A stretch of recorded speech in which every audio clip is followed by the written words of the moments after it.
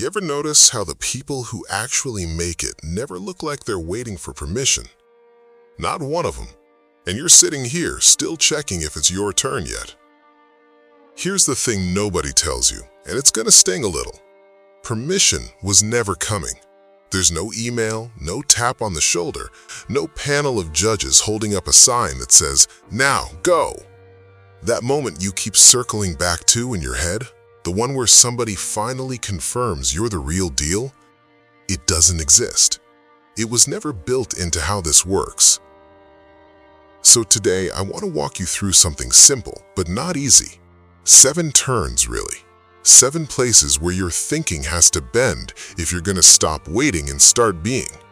Some of these are going to feel obvious once I say them out loud. Others might mess with you a bit. Good, that's kind of the point. Fair warning, I'm not going to hand you a 5-step morning routine and call it a day. This isn't that kind of video. If you wanted a checklist, there's plenty of those out there already.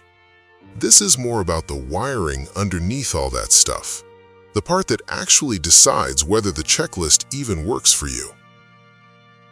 Let's start where it actually starts. Not the big win, not the moment somebody claps for you. Way before that. Marcus Aurelius wasn't emperor material because Rome decided he was. He was writing to himself, alone, by candlelight, working out who he needed to be long before anybody handed him the title. Nobody was grading those journal entries. He wasn't performing for an audience. He was just deciding, quietly, night after night.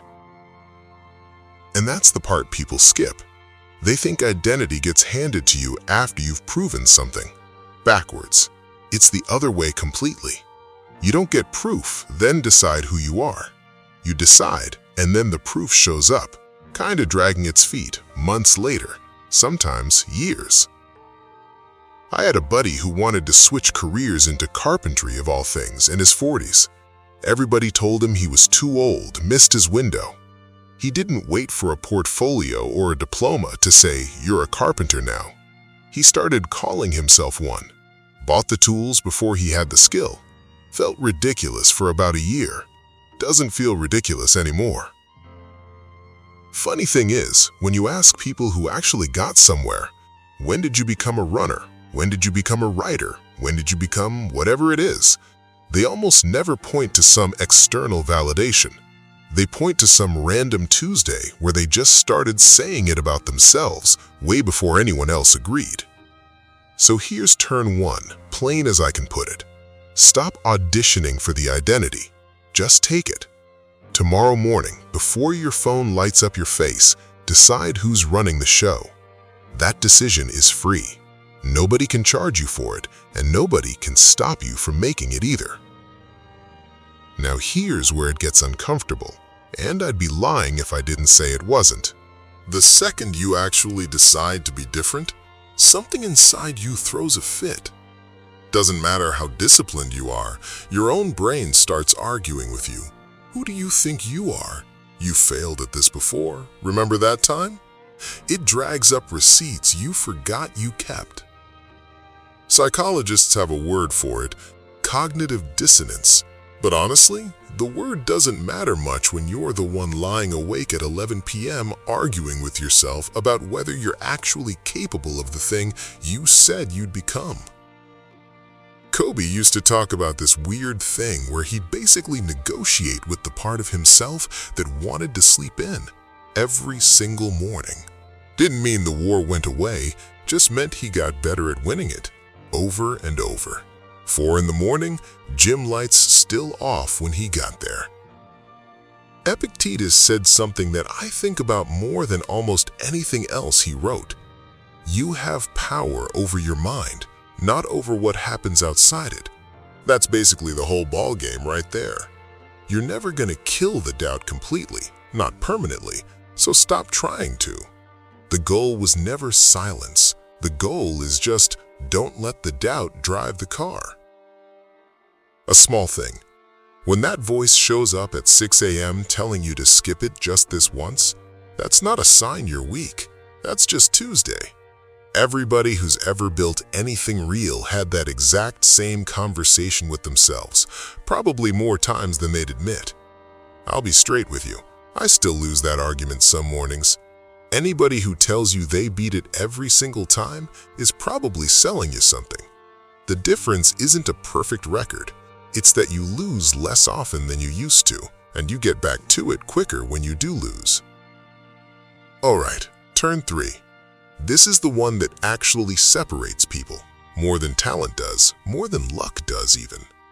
Most folks run on mood. They show up hard when they feel inspired, and they coast when they don't, which means their whole output depends on whether Tuesday felt like a good day. That's a rough way to build anything that lasts. Michael Jordan apparently treated a random Tuesday practice in November with basically the same intensity as Game 7. His teammates hated it from what I've read, because there was no version of Jordan that phoned it in. He wasn't chasing a feeling, he had a floor, a minimum, and the floor didn't move just because he was tired or bored or annoyed at a ref from 3 days ago. A practical, grounded thing is, a standard is different from a goal. A goal is somewhere out there. A standard is what you do today, regardless of how today feels. Doesn't have to be huge, 10 pages, 30 minutes before you touch your phone, one hard conversation you've been avoiding. Small, but non-negotiable. The way brushing your teeth is non-negotiable.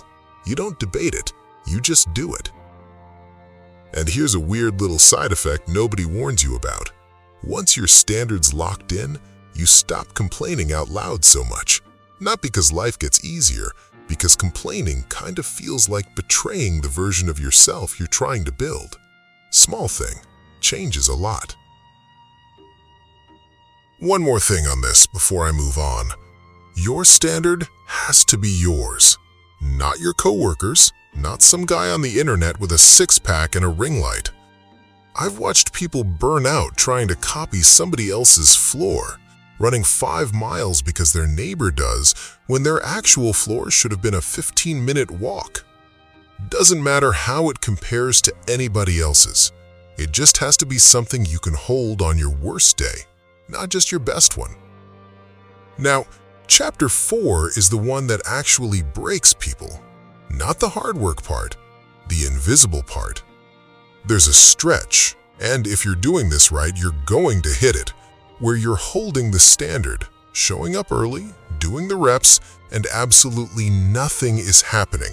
No results, no compliments, nobody notices. It's just you and the silence, and this creeping little question that starts whispering, "What if I'm just wrong about myself?" I won't pretend that season's fun. It isn't. Seneca wrote that we don't fail because things are hard. Things get hard because we hesitate, because we don't fully commit. Kind of a gut punch when you read it at the wrong moment. But here's what I've come to think is actually true about that silent stretch. It's not evidence you're on the wrong road. Usually it's the opposite. It's the filter. It's weeding out everybody who wasn't serious enough to keep going without applause. The tree doesn't show anything above ground for a long time. Underneath, though, there's a root system working overtime and you just can't see it yet. Believe in yourself louder than the silence does. That's about the only advice that actually holds up during that stretch, because nobody's coming to rescue your confidence for you. You gotta supply your own. I think about my buddy the carpenter again here, actually. First 8 months, he made almost nothing worth showing anybody. Crooked joints, wasted lumber, a bookshelf that genuinely leans sideways. Nobody was lining up to hire him. He kept a photo of that lopsided bookshelf, though. Said it reminded him the silence wasn't proof he picked wrong, it was just proof he was still early. And then, and this part I actually love talking about, something shifts, not dramatically, almost sideways, like how morning doesn't announce itself, it just slowly makes the dark impossible to hang on to anymore. James Clear calls it the valley of disappointment, this stretch where you're doing everything right and seeing basically nothing, right up until you cross some invisible threshold and results start compounding fast. It wasn't sudden though. It just looked sudden from the outside. From the inside, it was every unglamorous morning you didn't skip, stacked one on top of another till the weight of them finally tipped something over. Your confidence stops being something you talk yourself into and starts being something people just notice about you without you saying a word. Your discipline quits being effort and starts just being who you are. That's the compounding turn. Nobody sees the math happening. They just see the output. People start treating you different around here too. And it's not because you announced anything or posted some big transformation update. It's quieter than that. Opportunities start finding you that you didn't chase. Conversations get easier. People who used to talk over you start actually asking what you think. None of that was the goal exactly. It's just what happens when the inside of you finally matches the outside. And look, some people will still doubt it, even now, even with the results sitting right there in front of them. That used to bother me more than it should have. Eventually, you realize their doubt was never really about you in the first place. It's about whatever standard they haven't set for themselves yet. So where's that leave you? Here's chapter 6, and honestly, this is the quiet one. The version of you that used to force it, the one negotiating every single morning about whether today's the day you actually show up, that version starts to fade. Not because you got soft, because the identity finally caught up to the behavior. You're not acting as if anymore. The if just kinda disappears. Marcus never wrote about arriving anywhere final. He wrote about the practice itself, the daily renewal of it. There's no finish line taped to break. It's more like you just keep choosing it, morning after morning, and at some point it stops feeling like choosing and starts feeling like breathing. You handle a hard day different now. Not fearless, nobody's fearless, but ready. Setbacks still land, they still sting, but you're back up faster, without the extended pity party you used to throw yourself.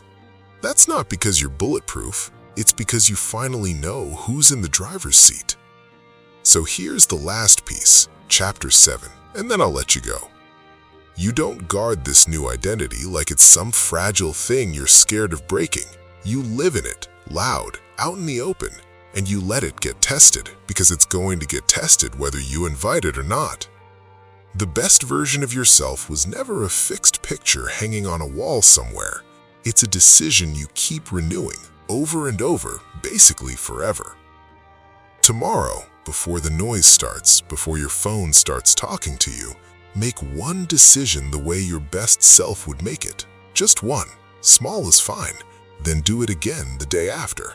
That's not motivation. Motivation runs out by lunchtime anyway.